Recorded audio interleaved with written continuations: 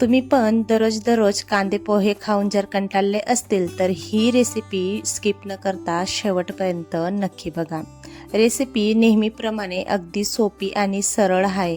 बघा, आता मी एक पडी तेल तापायला ठेवून दिलं आणि त्याच्यामध्ये 1 चमचा भरून जिऱ्याची फोडणी दिली। जिरं मस्त तडतडल्यानंतर 1 कप भरून पाणी घातलं। पाणीला मस्त उकळ आली आणि चवीप्रमाणे मी मीठ घातलं। पाणीला उकळ आल्यानंतर ज्या कपाने आपण पाणी मोजून टाकलं होतं नाही का, त्याच कपाने आपण रवाही मोजून टाकतोय। 1 कप रवासाठी 1 कप पाणी पुरेसं आहे। आता मस्त याला घट्टसर आपण करून घेऊया, चाळून घेऊया। आता जोपर्यंत आपण चाळू तोपर्यंत हे घट्टसर होईल।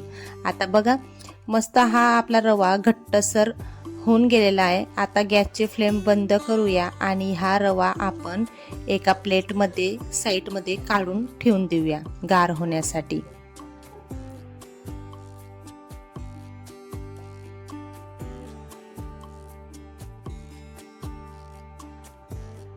रवा आपला एका साईडला गार होण्यासाठी ठेवून दिलेला आहे। तोपर्यंत आपण दुसरी कृती करून घेऊया। तीच कढईमध्ये मी 1 पडी तेल टाकलं, अर्धा चम्मच जिरं आणि मोहरीची फोडणी दिल्यानंतर मी 4 हिरव्या मिरचींचा वापर केलेला आहे। मिरचींचा तुम्ही कमी जास्तही वापर करू शकता। जर तुम्हाला जास्त तिखट असेल तर तुम्ही प्रमाण वाढवूही शकता आणि हिरव्या मिरचींच्या ऐवजी तुम्ही लाल मिरचींचाही वापर यामध्ये करू शकता। आता मी 1 कांदा चिरून घेतला होता बारीक, तोही आपण यामध्ये परतून घेतला आणि 1 टोमॅटो घेतलेला, तो पण आपण याच्यामध्ये परतून घेऊया। अर्धी शिमला मिरचींचा मी वापर करते। किसलेला गाजर, तुम्ही भाज्या तुमच्या आवडीप्रमाणे कमी जास्त करू शकता। हवं तर तुम्ही बीट वगैरे, पालक वगैरेचाही वापर याच्यामध्ये करू शकता। आता याला मस्त आपण परतून घेऊया आणि चवीप्रमाणे आपण याच्यामध्ये मीठ घालूया। परत त्याला आपण थोडं परतून घेऊया आणि गॅसची फ्लेम आपल्याला थोडी मीडियमच ठेवायची। आता बघा, अर्धी चम्मच मी चटणी पावडरचा वापर करते। तुम्ही चिली फ्लेक्सही टाकू शकता आणि अर्धा चम्मच मी हळदीचा वापर केला। आता याला मस्त आपण परतून घेऊया। परतल्यानंतर मी 4 मध्यम आकाराचे उकळलेले बटाट्यांचा वापर करते। ते उकळलेले बटाटे मी पहिलेच गार करून त्याला मॅश करून घेतले होते। आता याला पण आपण परतून घेऊया।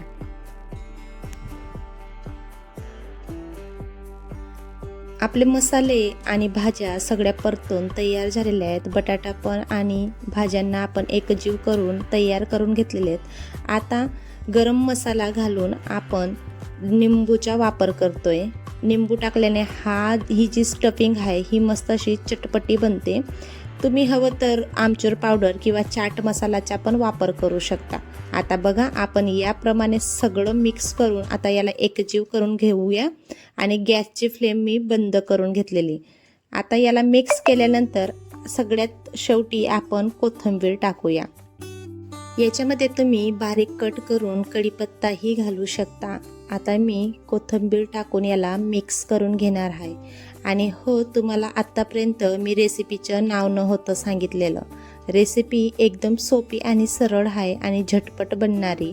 आपण रवा आणि बटाट्याचा वापर करून एकदम कुरकुरीत आणि क्रिस्पी आपण नाश्ता बनवतोय। तुम्हाला शेवटपर्यंत व्हिडिओ पाहिल्यानंतर समजेलच की आपण नेमकी रेसिपी कुठली बनवली। तर चला, आपण जर चॅनलवरती नवीन असाल तर चॅनलला सबस्क्राईब नक्की करा। आपण गार करायला ठेवून दिली आणि आपला रवाही मस्त असा गार झालेला आहे। आता आपण याला अलगद हाताने मळून घेऊया।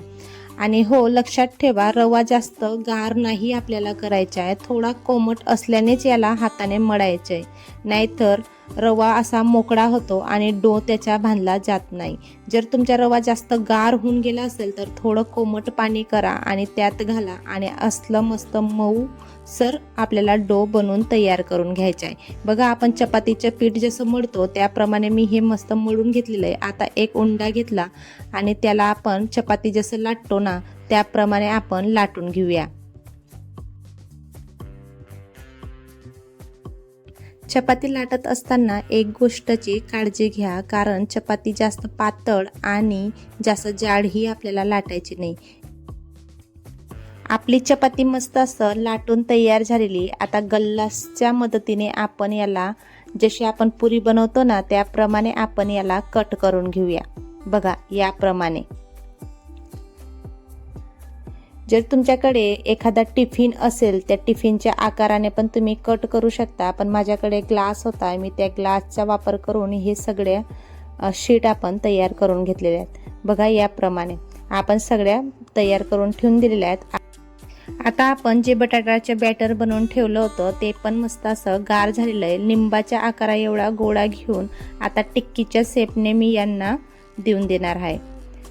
बघा याप्रमाणे आपण सगळ्या टिक्क्या बनवून तयार करून घेणार आहोत. आता मी दुसरी टिक्की पण तुम्हाला बनवून दाखवते. टिक्की जास्त छोटी किंवा मोठी नका करू, सेम आकाराच्या टिक्क्या आपल्याला बनवून तयार करून घ्यायच्या आहेत. बघू शकता याप्रमाणे मी टिक्क्या बनवून तयार करून घेतलेल्या आहेत. आता आपण एक शीटवरती एक टिक्की ठेवूया आणि दुसरी टिक्की त्याच्यावरती ठेवून आपण प्रेस करून देऊया.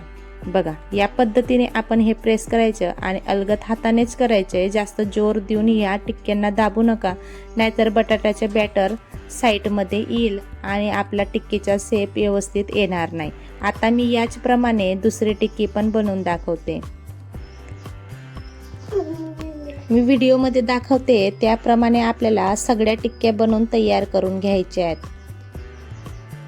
जर तुम्ही आपला व्हिडिओ इथपर्यंत पाहून घेतला असेल तर व्हिडिओला एक लाईक नक्की करा आणि तुम्हाला ही रेसिपी कशी वाटली कमेंटमध्ये सांगायचं मात्र विसरू नका. आता बघा याला आपण डिझाईन देण्यासाठी चाकूचा वापर करतोय. बघू शकता याप्रमाणे आपण डिझाईन देऊन देऊया. तुम्ही हवं तर नाही जरी डिझाईन दिली तरी सुद्धा चालणार आहे. ही डिझाईन दिल्याने नाश्ता एकदम सुंदर आणि टेस्टी डोळ्याला दिसतो आणि तळून तर एकदम क्रिस्पी तयार होतो.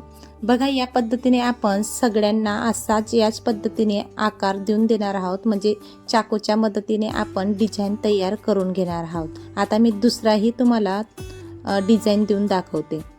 या पद्धतीने आपल्याला डिझाईन द्यायची. आता आपल्या सगळ्या टिक्कींना डिझाईन देऊन तयार करून घेतलेले आहेत मी. या पद्धतीने तुम्ही बघू शकता. आणि एका पॅनमध्ये मी 2 पड्या तेल गरम करून घेणार आहे. बघा या प्रकारे आपल्याला तेल पूर्ण पॅनवरती फिरवून द्यायचं आणि ह्या टिक्क्या मस्त असं तळायला आपण ठेवून देऊया. रवाचं मेजरमेंट जर बघायला गेलं तर 1 कप रवा आणि 4 उकळलेल्या बटाट्यापासून आपण हा नाश्ता म्हणजे या टिक्क्या आपण 7 बनवू शकतो.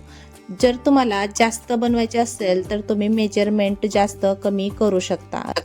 आपण हा नाश्ता फ्राय करत असताना गॅसची फ्लेम अगदी जास्तच ठेवायची, म्हणजे कम ही करायची नाही, कारण आपल्याला हा नाश्ता एकदम सेलो फ्राय करून घ्यायचा आहे. आता दुसऱ्या बाजूने आपण हा नाश्ता परतून घेतोय. बघा आपली एक साईड मस्त अशी खरपूस होईपर्यंत आपल्याला भाजायची आहे. आता हा नाश्ता मस्त असा आपला तयार झालेला आहे. दुसऱ्या साईडने आपण पलटून घेतला. बघा या प्रकारे कलर येईपर्यंत आपल्याला हा नाश्ता पॅनमध्ये फ्राय करायचा. नाश्ता आपला गोल्डन फ्राय होऊन तयार झालेला आहे. बाहेरून एकदम क्रिस्पी आणि मधून एकदम मऊसर हा नाश्ता बनवून तयार होतो. खायला तर अतिशय टेस्टी हा नाश्ता लागतो. तुम्ही हा नाश्ता टोमॅटो केचप किंवा हिरवी चटणी सोबतही सर्व करू शकता. बघा आपला नाश्ता बनवून तयार झालेला आहे. कशी वाटली तुम्हाला रेसिपी मला कमेंटमध्ये नक्की सांगा आणि रेसिपी शेवटपर्यंत पाहण्यासाठी धन्यवाद.